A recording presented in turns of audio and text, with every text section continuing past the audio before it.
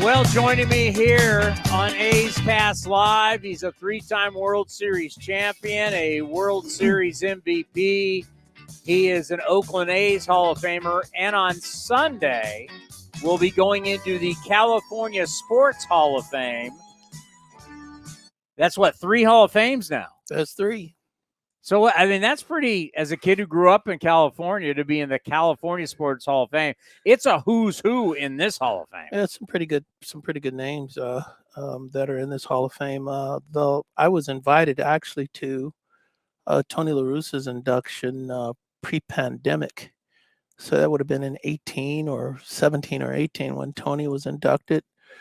Christian Okoye is the chairman and president CEO of this Hall of Fame. And so for those of you who followed football and the Kansas City Chiefs in particular, you know that Christian Okoye was a hell of a running back and a destroyer in that position. And so when the Nigerian Nightmare, he was awesome.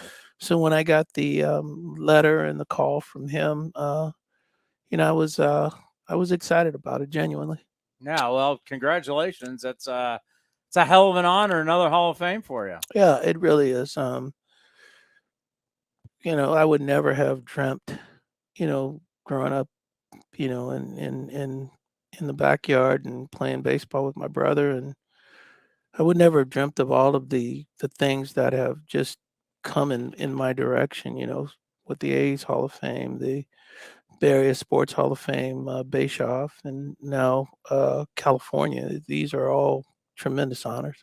We always talk about, obviously, your A's career, but now that the team's going to be in Toronto, you made the trek up north, and not only did you win a World Series with the Toronto Blue Jays, a lot of people forget, I mean, like Cody was too young. I mean, you're talking this Toronto Blue Jays team, whether you talk about the first or the second one, 92, 93, when you're talking about Hall of Famers that are, when you're talking about Roberto Alomar, and the first DH was Dave Winfield, and then you had Paul Molitor, you had Devon White, you had John Olerud, Rickey Henderson shows up. I mean, Kelly Gruber, you had all these great players that were there, and the pitching staff was unbelievable, and you had a whole country behind you. Yeah, it was. After Montreal lost their team, it went from the East Coast to the West Coast, all the way from Nova Scotia to Vancouver. And you're right. I mean, when I look back on the pitching staff, it was led by Jack Morris, and I was right after him with Stottlemyre, Henkin, and Guzman. Great starting rotation, and our bullpen was pretty good. We had 2 closers on the back end. Henke, was our closer, but we also had Dwayne Ward, and both those guys were upper 90-mile-an-hour guys. Henke had a split finger, and Dwayne Ward had an unbelievable breaking ball slider along with his hard stuff. And so when you've got those 2 guys back there, Danny Cox was our middle relief guy. We were pretty good. How was it playing for essentially a country? I never really thought about it until after we won the World Series in 93. They had won one in 92. I was a part of 93. Yeah. And was the MVP in the LCS. LDS. And no, I was right the first time. LCS. Yeah. We didn't have an LDS. We had the League Championship Series and World Series back then. How great things have changed now, right? Oh. And so, winning the MVP, and then I used to frequent Vancouver. In that period of time, I loved going to the city and spending time there. And I went up after the World Series was over in January. It was cold in January, but still nice. Great restaurants, nice city. All the people that I was being recognized by in Vancouver, and the heartfelt thank yous for winning a World Series for Canada. It was just unbelievable. Yeah, no, it was obviously a great time, and your buddy Rickey Henderson showed up and was a part of it. Oh, it was good. I remember talking to Pat Gillick at that time was our general manager, and Pat was asking me, what kind of guy was Rickey, and uh, you know, Rickey was probably one of the players that people really they had no idea of how great a teammate he is. You knew how great of a player he was, but you didn't know how great of a teammate he was in the clubhouse, and the laughter and the fun that he brought into your clubhouse, and in his own way leadership. And so, Pat Gillick had asked me questions about Rickey and the type of person he was and what I felt he could do for our club. And days later, he traded for him. It's so interesting. We had Sandy Alderson. It was at the winter meetings in 2019 where Sandy said, one of the things he'll always be known for is trading away some of the greatest players of all time. But he talked about when they were going to reacquire, which we just, 2 days ago was the anniversary of your guys' team reacquiring Rickey Henderson from the New York Yankees. He said that there was a big debate amongst the front office. Was this or was this not a good idea? So young Rickey Henderson obviously is different from as Rickey gets older and he's going to all these teams. He's like the elder statesman. Everybody like Rickey was like the greatest guy in the world. Whether he's a Dodger, a Padre, or Angel, or whatever. But young Rickey, it's like what was that like? Why do you think it was always a decision where people are like, I'm not so sure if we should bring him in or should bring him back from the A's case? Well, one of the misconceptions about Rickey is his desire to be on the field. And what I mean by that is, they felt that Rickey needed days off, and when he needed days off, he would take days off. But that could never be more misunderstood. I mean, Rickey loved to be on the field, loved to play, wanted to play every day, did not like days off. So you look at that factor, and that is going around. And then you just the aura that goes, quite frankly, with all Hall of Famers. I've been around quite a few. Dennis Eckersley may be probably the exception to this, but most Hall of Famers that I've been around, they have an aura about them that is different from most people that I know. When I'm around Reggie Jackson, you feel something when you're around Reggie. When you're around Rickey Henderson, you feel something when you're around him. And they are quite different than the average human being. And so Rickey didn't know that he was going to be a Hall of Famer when he became one. He knew one before he got there. And he played like that. The way he went about his business was greatness, and then ultimately he became a Hall of Famer. And so the misconception of his personality and how he fits in with the team, I think was part of that as well. But when you play with him, you've got one of the best guys that you can have in your clubhouse. You don't like him on the other side. I can tell you that because I played against him.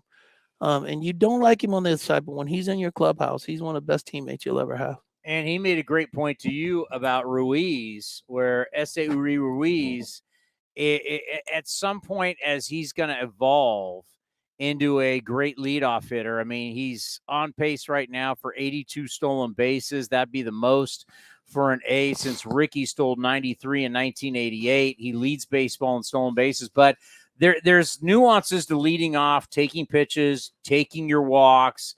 And just talk to us about how Rickey brought up the whole fact that people were afraid to walk him. So that means there were times he was going to get some good pitches. That's right. And that's what he felt. He felt that the opposition of the pitchers, they were more concerned with putting him on base via walk than him hitting the ball out of the ballpark, because they knew if they walked him, then it was going to equal a stolen base of second and possibly a stolen base of third, which creates a run. And because he knew that, I mean, I'm not sure you're going to find more guys that are selective in the way that Rickey was. He had a great eye for balls and strikes and didn't swing at very many bad pitches. And so the way he verbalized it was, hey, I knew they were afraid of me getting on base. And he said that sharpened my awareness of the strike zone. It made me better when I was hitting, and it would put me in a position that I could pick and choose the pitches that I wanted to hit, and it made me a better hitter. And he believes that Ruiz has an opportunity to be that type of hitter. Rickey said he wasn't afraid to hit with 2 strikes, and that's a fact. He wasn't. And he believes that Ruiz will at some point with maturity be that type of hitter as well. He'll have plate discipline, not swing as many bad pitches, and as he put it, be a creator. Well, Ruiz has the one thing, and we know that he's got the hit tool. No doubt about it. He is a hitter, especially with runners in scoring position, as we're all finding out, and the league is finding out. This kid, he stands up when there's guys on base that are ready to be scored. And he does a great job in those situations with focus and making sure that he puts the ball in play and he hits the ball hard. You know, putting your GM hat on right now, and you start, you look at where the A's are at 19 and 58. At what point do you need to start? I understand you don't want to start guys' clocks for free agency. I get all of that, and arbitration. But at what point do you want to start seeing, from the front office standpoint, you want to see some of your younger guys who you've trained, see them come up, see them get their feet wet, and have an opportunity to see what they can do early in their careers in the big leagues? Well, I think what you'd like to see, especially a team of this caliber, you do an audition, and in spring training you sign players that you think have an opportunity to make your major league club and assist you and be competitive in season. And then as the year goes on, as players mature in your minor league system, or they're jumping from one level to the next level, you watch their maturity, and when you think that they're ready, you bring them to the big leagues. And I think in this particular case, you're going to see a lot of the up and coming players. The name that pops up all the time is Soderstrom. I think you're going to see him in the second half of the season. You're going to see him. Now, I don't know how that's going to work. Langoliers is our lead guy. Perez is doing a great job as a backup guy. So I don't know how you make that work, but you can expect that you're going to see him. And if we've got other pitching prospects down there, that haven't been here to the big leagues at this time, you're going to probably expect to see those guys too. When you got a young guy that's struggling, take a guy like Langoliers. I mean, Langoliers, Cody was just putting out the numbers. I mean, Langoliers in the month of June is hitting 161. His last 10 games, he's hitting 088. What is the key to helping a young player and getting him back on track? In Langoliers' case, I think that, having the amount of playing time that he did last year, it allowed the league to really do a good job of picking him apart and executing in his weakness. And so he is going to have to make the adjustment now to what everybody else is doing. And he hasn't made that adjustment yet. Sitting here between you and I and whoever's listening at this show, he has not adjusted to the pitch. I mean, down and away, nobody's going to hit that pitch. But the pitch away is a problem for him. He pulls off that ball, and if he doesn't pull off of it, it's weak contact. To the third base side. He hasn't adjusted to the breaking ball yet, and until he makes that adjustment, there's no reason for the league to make the adjustment. He's hitting 201, so the adjustment has to come from him. He now has to make the adjustment and show the league that he's aware of what's going on and he can adjust and he can start being the type of hitter that he's been touted to be before he got here. Yeah, I mean, it's tough. I mean, the one thing that I've always looked at, and you've been a part of this, we were just talking about the Rays off to a start that's similar to the 98 Yankees. You coached against the Yankees in the World Series when you were a Padres pitching coach, as you faced those guys in the World Series. But if coaching plays such a big role, especially with these young guys, I mean, we don't think about coaching at the big league level, but when these guys are coming up, I mean, teaching them so many different things, the only way they're going to get better, they've got to want it, and you got to help them do it, right? Yeah, I mean, it's a different group. I mean, this is a different group of kids. There are not a lot of veteran players on this team. I mean, even the veterans on this team aren't very veteran, if you know. I mean, it's a young baseball team, and so I mean, you're really searching for leadership, and the leadership has to come from the coaching staff when you have a team that's this young. You have to have guys in the clubhouse that are teaching and that are showing these kids the way. And on their worst days, you have to figure out a way to keep their heads above water. This season has presented a lot of days where these kids have felt like they've been drowning. The 7-game win streak probably was the best thing to happen for this ball club, and it couldn't have happened at a better time. Even in the 7-game losing streak that they've been in, maybe it's at 8 now. They're still playing good competitive baseball. Pitching has stepped up. They're throwing the ball a lot better, not walking as many, and keeping their team in the game. The offense has been touch and go, especially with runners in scoring position. So the coaching staff, they have to take it upon themselves to take a leadership role and show these kids what's necessary in times that they're going through right now. You know, I've talked to you about Oakland moving to Vegas, this whole move going on. We've talked about your attempt to buy half of the Coliseum site, the disappointment there. And obviously, we've talked about what's happening with you in the Nashville Stars and trying to get an expansion team.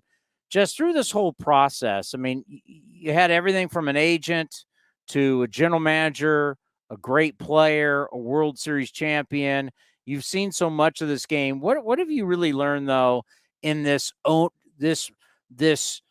pursuit to try and be an owner? What part of this part of the game of baseball have you learned is just kind of just like, wow, this is a whole different world than what it's like to be a player? I mean, it's really, obviously ownership, the first thing that's going to have to take place to be an owner is you have to have the capital to do it. A little cash. Yeah, and I believe that I can raise the money to do that part of it. But the other piece of this that is, and this is why baseball and life are so much alike. It's relationships.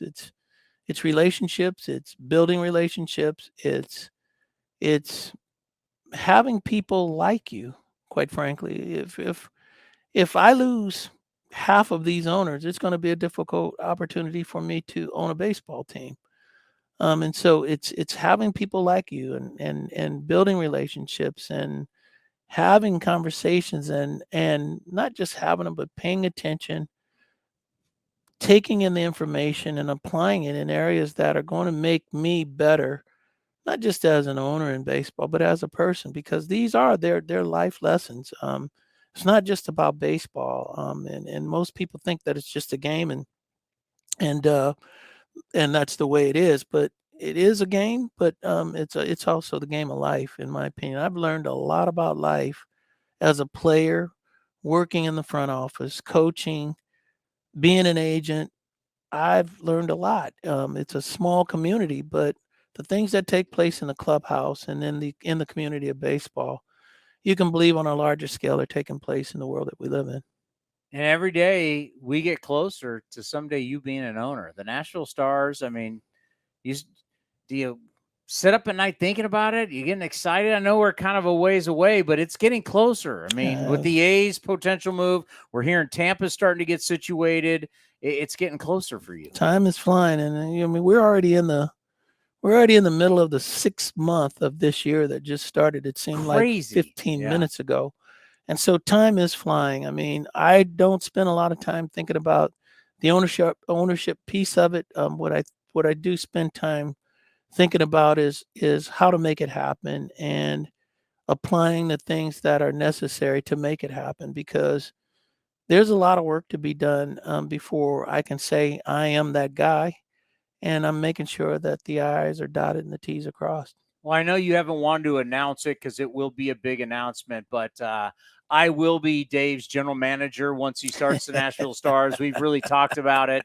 I appreciate that 5th-year option on my contract. I think we're going to have a winner. I think we're really going to have a winner. the fact that you believe in me as a baseball man, I really that means a lot to me. Well, one thing I know, Tony, is that in these meetings, we will get it like it is.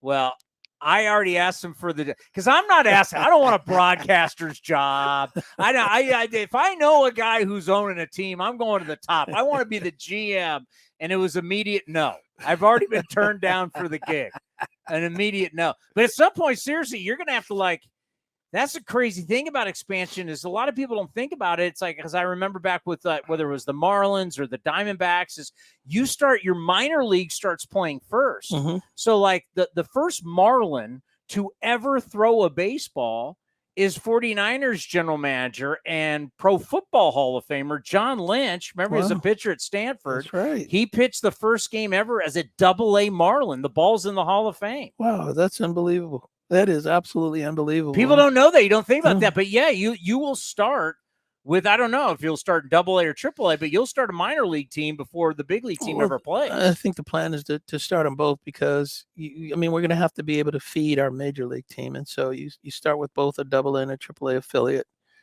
in the first year of play as an organization. And then the second year of play, you've got your expansion draft and you're putting your players on the field and you're playing baseball in the second year. So, we're in 23 now and we have to probably start putting together staff and office personnel, scouting, and your development people probably in 25.